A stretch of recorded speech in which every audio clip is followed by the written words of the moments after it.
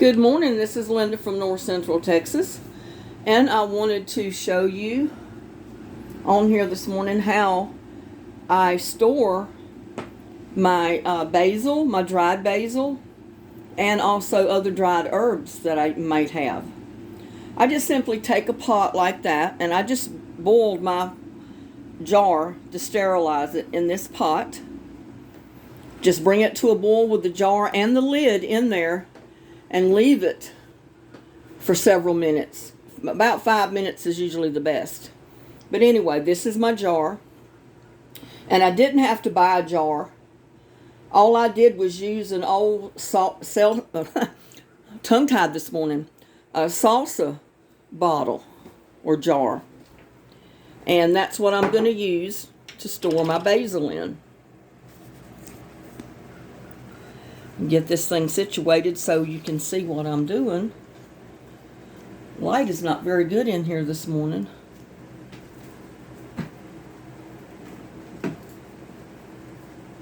But as you know, we dried the basil. We put it on to dry yesterday. And the only thing to make sure of is to make sure your lid has like that rubber seal around it. And this one's still a little bit wet. Because if you're going to store it for any length of time, you want it to be airtight and you want your jar to be sterilized. So there's no danger in any germs or anything being in there to cause a mold. And then you just simply take your basil or other dried herbs, whatever you're drying, and put it in your jar. Right now, all I have is basil. I had thyme and cilantro and several other things, but it got so hot that all of that just died away.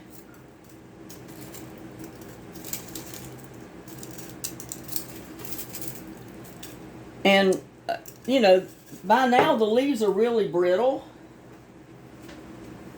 And you know what? I'm going to leave it on the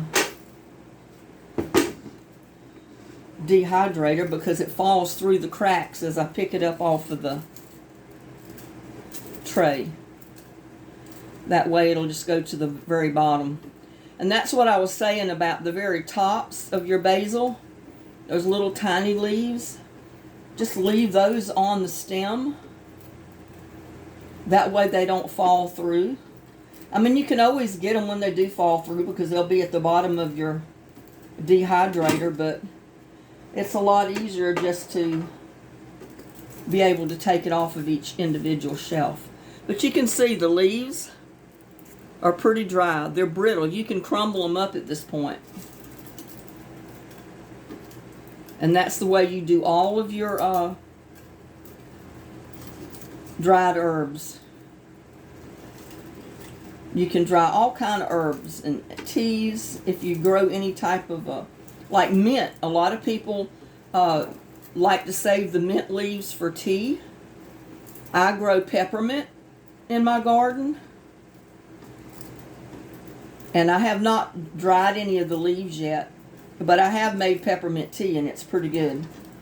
So I'm probably going to dry a few peppermint leaves before the summer's over. Just to make tea with it. I mean, some of these are so brittle at this point, just trying to pick them up, they fall through the dehydrator tray crack. And they fall down to the next one. But that's to be expected if you're drying your basil. Or drying anything.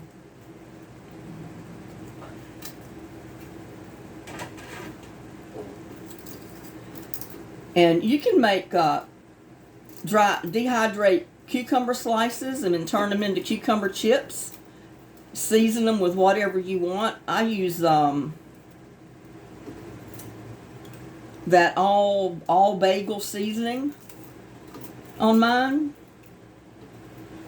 And believe it or not, you can even dry tomatoes. You can slice tomatoes kind of thin and dehydrate them and put seasoning on them.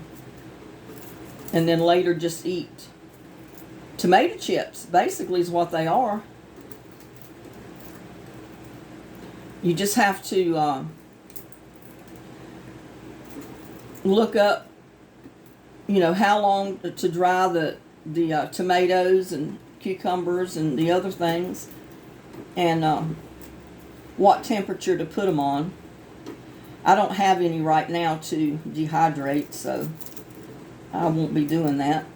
Maybe later, toward, closer to fall, maybe I'll have some. But right now I don't have any.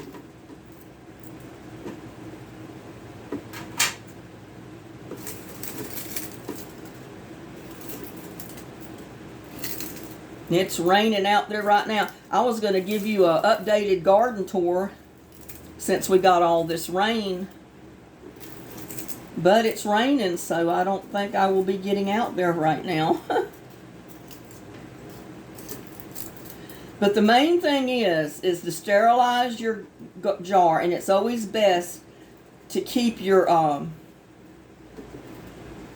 dried basil or dried herbs in a glass jar. Now, you can take the little containers that herbs or garlic, salt, and that type of thing come in. Just clean them real good. Put them in some boiling water for a little bit. Kill the germs on them. And you can store them in that. I prefer to use my glass jars. I guess because I trust the glass jar better. Especially with me dehydrating stuff. But there's a lot of options. My son likes to make beef jerky. And he'll make it with deer venison, beef. And that way you can season your jerky the way you want it seasoned. You can season it with hot peppers if you want or not. It's up to you. That's the advantage of when you're doing it yourself. Whether it's herbs or beef jerky or cucumber slices, tomato slices, squash slices, any of that stuff, you put the seasoning on it that you want. So, you can see I've almost got a whole jar here.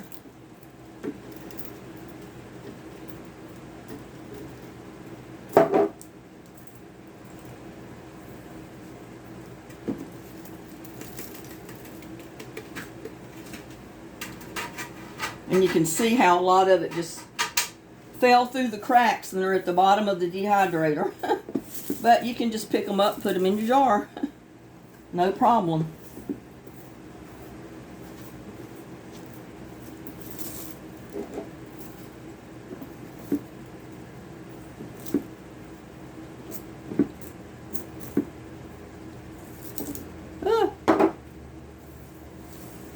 And my table's clean, so don't worry about picking up a little bit off of there.